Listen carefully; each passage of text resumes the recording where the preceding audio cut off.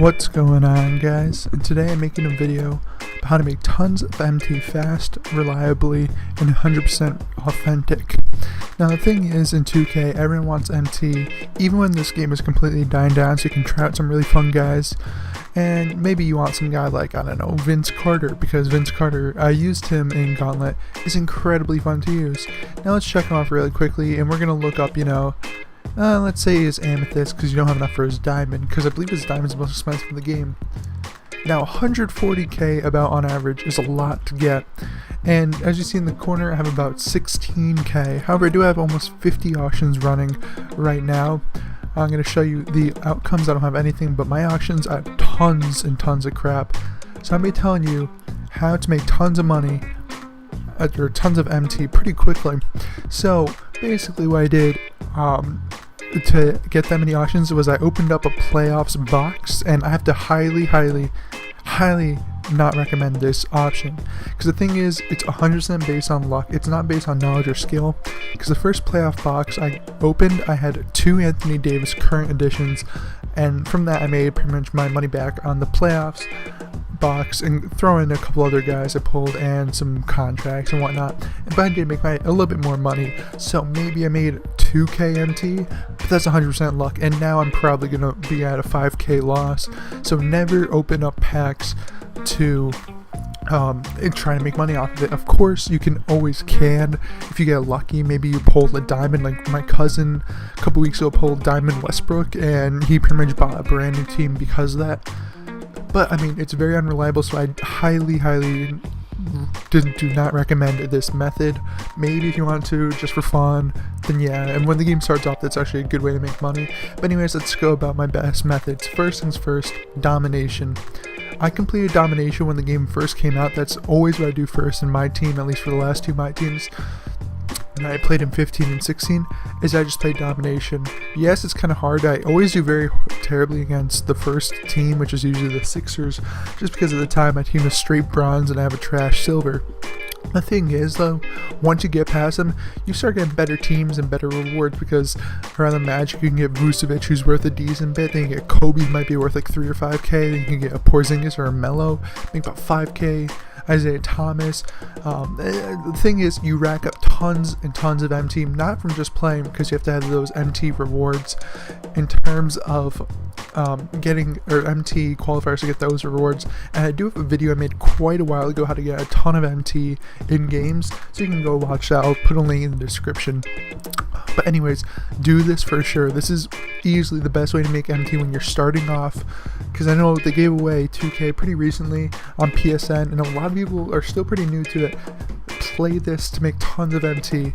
This is probably the best way, besides a method I'm going to mention a little bit later, which takes a long time to get to, but once you get there you can make bank.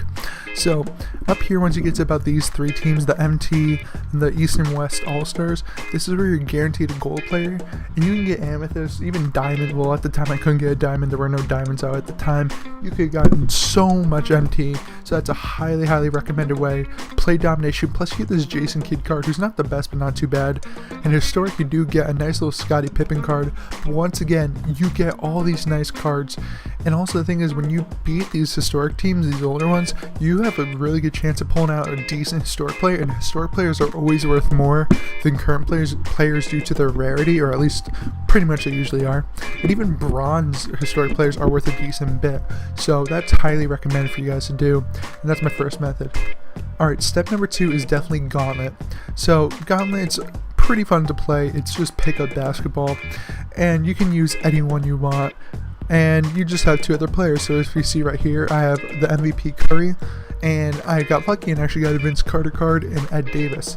Now this whole thing, why it's so good, is you don't get a lot of MT for playing about 200, and it takes about 15 minutes, so that's not the reason why. But the reason why are the boards. I know I'm gonna get rid of this beautiful pole, but I've used Vince enough to show you these boards. So first things first, use point guards or good ball handlers in Gauntlet, or else you're screwed when you go up against a guy who has a good point guard, because they're just going to steal the ball from you every time. Little side note, but you start the series, and the thing is, here are how the boards are organized in my opinion. Bronze is terrible, just get through that, it's not that hard. 25 wins goes by quicker than you think. Silver is okay, but still trash. Now gold is where it starts to get really good. At gold, you're able to get gold players, of course, and you start getting better things such as higher level contracts or gold contracts and good jerseys and stuff, blah blah blah blah. The 5,000 and 10,000 boards are not that good because yeah, you can get the 10k reward, which actually once got back to back, which was super great, and that's how I got my diamond millsap. But this board is terrible for everything else. You usually get pretty much bronze or silver players, and that's it. Now the best one are the 2 amethyst boards. Now what I have to say is for this amethyst 1 board, you do get a nice Clyde Drexler card, but he's so not worth it. Actually, he is worth it for this one. The one that's not worth it is this one, the amethyst 2 for a Bob Cousy, where there are so many Bob Cousy you can get him for cheap. Never ever ever play past the first game. This is the advice I wish I had when I was playing, is the second you win a game or the second you lose a game, you claim that reward, reset the board. Because the thing is, you have a 1 in 80 chance of pulling him, or pretty much a 2 in 80 chance, which comes down to a 2.5% chance of pulling him after playing your first game, even less if you lose the game. And he's so not worth it. The thing is, yeah, he's good, but the things you can get are so much better. You can get tons of gold players, you can get tons of MT. I believe there are 5k MT rewards like crazy. I don't remember there was a 10k MT reward, but that was so worth it. You get tons of great jerseys that can sell for 3 to 4k. Tons of stuff. I'm not lying. This is by far the best way, in my opinion, to make tons of MT. I swear I must have made at least 150k MT in probably 35 games I played. I got super lucky with the board, I have to say, but the thing is, it was so worth it, and I wish I could have it back. So that's my personal best method to use. Now of course there's other ways, such as sniping on the auction block, and the best way to do this is you just sort out to gold players and you do a maximum bid about 3k, give or take 3k, and you can usually find some pretty decent players for pretty cheap early on. So maybe like this Corey Joseph for 3k, might be able to sell for a little bit more. And the best option for this probably is open up 2K MT Central, or know some of the more expensive players, so you can look back and forth and be like, yeah, this is worth it. I know I can sell for maybe a 500 MT profit, which over the course of 50 auctions, which is the max, that goes up pretty quickly to what, like 25k MT, which is a nice little profit. But that's why I don't like sniping too much. That's why I stay towards Gauntlet into Domination, and that's my 2 best options. And the final best way is just clear out your collections. Now collections, everything here is worth stuff. Injury heal cards, I'm convinced aren't worth anything, because I have not seen any player of mine get injured past 1 game. And I mean, they got injured in game, that was it, so they're not worth anything at all in my opinion, besides just quicksand. But these contracts are. Now the reason why they're worth something is because diamonds and amethysts cost so much to apply contracts to. Now these bronze contracts, maybe throw them in the market for 250, silver for about 350, and then gold for 450 or 500. They will sell pretty often, if not, fluctuate with the price. Now the other last thing I have to say is look through your players and find some good guys that you think people will want, and then check their price on the auction. Always check before you sell, because I know it wasn't in this game, but last year I made so many mistakes where I sold some historic guys that were worth like 15 to 20k. There was a guy in the Hornets who was worth like 30,000 MT, and he was like a 66 overall. I found that out, made a ton of money.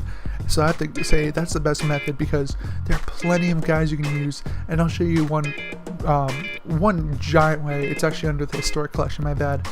The Celtics, I believe it is, because you never know, you might have pulled them. Or actually it's under the Nets. You might have pulled them and you would have never realized, or maybe you would have, but who's worth a lot is of course Brian Scalabrine. If you look him up right now, a Scalabrine card is worth tons of money. I'm not sure the exact number, but I sold my Celtics one for a pretty nice, I think 5 or 6k at the time, which is absolutely incredible for a bronze guy. So yeah, you can sell them for, look at that, you can sell them for almost 10k MT now. So I might do that right after this video, as well as some other guys, big guys, like really tall guys, such as Simbular, who's not that good in this game. I mean, he just can dunk on everyone. I sold my dynamic one, because I actually pulled the dynamic and current one when I got the pre-order packs, and I sold them for about like 11k. So that Boban is worth a lot. The dynamic Raul Neto and Pierre Jackson are, because they're both bronzes, but they're both like mid 70 overalls. So definitely try to sell those. Anyways guys, that's my little tip on how to make tons of MT. I know that this video is kind of long, but it's definitely worth it. It's about 10 minutes, but 10 minutes of your time to make 50k MT, I feel that that's a good trade-off. So anyways guys, give me a thumbs up for this video. It wasn't a lot of research on my part, but this has been me playing for the past 10 months, and I have figured this out in the past 10 months, the best ways, the worst ways. Definitely comment down below if you have any other better methods or any other suggestions. Subscribe for more 2K content and share with your friends. Anyways guys, thank you for watching, and of course, have a good day.